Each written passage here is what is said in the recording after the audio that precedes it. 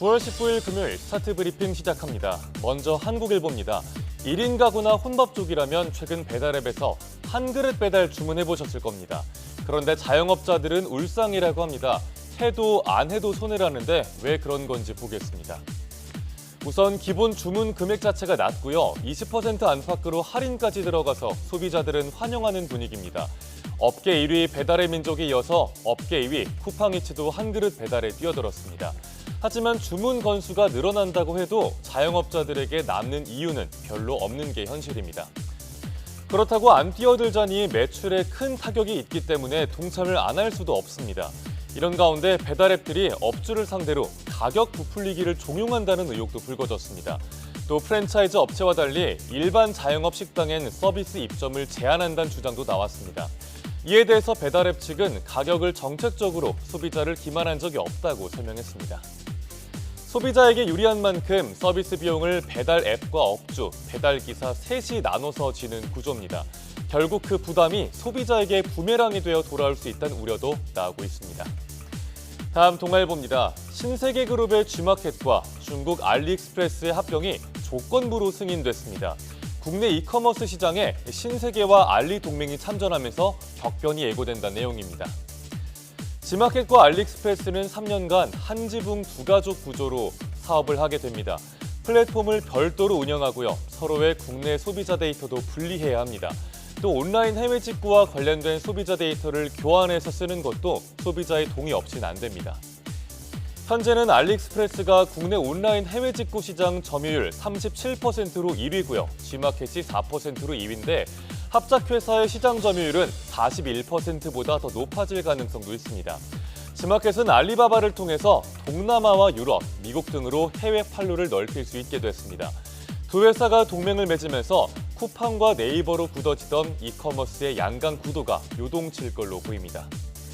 이번 합병으로 G마켓 알리의 이용자 수는 약 1,854만 명, 업계 압도적 1위인 쿠팡의 절반을 넘어서게 됩니다. 다음 기사 보겠습니다. 상의 탈의 금지와 박수 금지, 무리지어 달리기 금지와 비켜요 강요 금지까지 최근 여의도 공원에 붙은 4대 불가론입니다. 특히 윗옷을 벗고 뛰는 사람이 많아지니까 민폐다, 아니다, 자유다 이렇게 논란이 뜨거운데 서울신문이 상탈 논란을 다뤘습니다. 유럽이나 미국이야 상의를 벗고 달려도 크게 신경을 쓰지 않는 분위기죠. 하지만 한국은 사회 분위기상 공공장소에서의 신체 노출이 극히 제한적으로만 허용됩니다. 이 논란을 단순히 노출 찬반의 관점에서만 바라볼 수 없는 이유입니다. 상의 탈의가 자기 과시나 개인주의 때문이라고 보는 사람도 적지 않습니다. 몸매를 과시하는 행위를 보지 않을 권리가 있고 공원이 러너들의 전용 공간도 아닌데 옷을 벗는 건 민폐라는 거죠. 또 신체 노출을 공공장소에서 보는 순간 일부는 일종의 위협감을 느낄 수 있다는 분석도 있습니다. 반면 상탈 러너들은 시원하고 운동 효율도 높아진다, 여분의 옷을 안 챙겨도 된다는 입장입니다. 그렇다고 운동 중에 상의를 벗었다고 해서 현행법상 처벌할 규정도 없습니다. 결국 이 논란은 생활 규범과 공공성에 대한 문화적 인식 차이에서 바라봐야 한다는 게 전문가들의 진단인데요. 여러분은 어떻게 보시는지도 궁금합니다. 끝으로 중앙일보입니다. 환경부와 기상청이 한국 기후위기 평가 보고서를 냈습니다. 독해진 지구의 복수가 담겨 있는데요.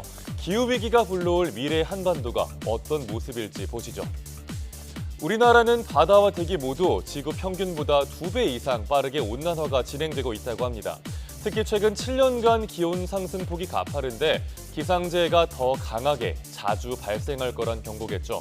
앞으로 급성 가뭄이 늘어나고 수온은 4도에서 5도가 오르고 소나무 에이즈로 불리는 소나무 재선충병도 북상할 거라고 합니다. 더 구체적으로는 2040년엔 폭염일이 현재 2배, 먼 미래에는 최대 9배까지 늘어날 걸로 예측됐습니다. 폭염형 급성 가뭄과 홍수의 위험도 점점 커질 걸로 보입니다. 바다의 온난화는 더 심각한데요. 최근 14년간 수산업이 고수온으로 입은 누적 피해만 3,472억 원입니다. 기후변화로 외래종이 침입하면 생태계의 피해도 우려됩니다. 이번 보고서는 단순한 경고를 넘어서 기후위기의 현실과 미래를 구체적인 데이터로 보여주고 있습니다. 9월 19일 아침 신문 살펴봤습니다. 지금까지 스타트 브리핑이었습니다.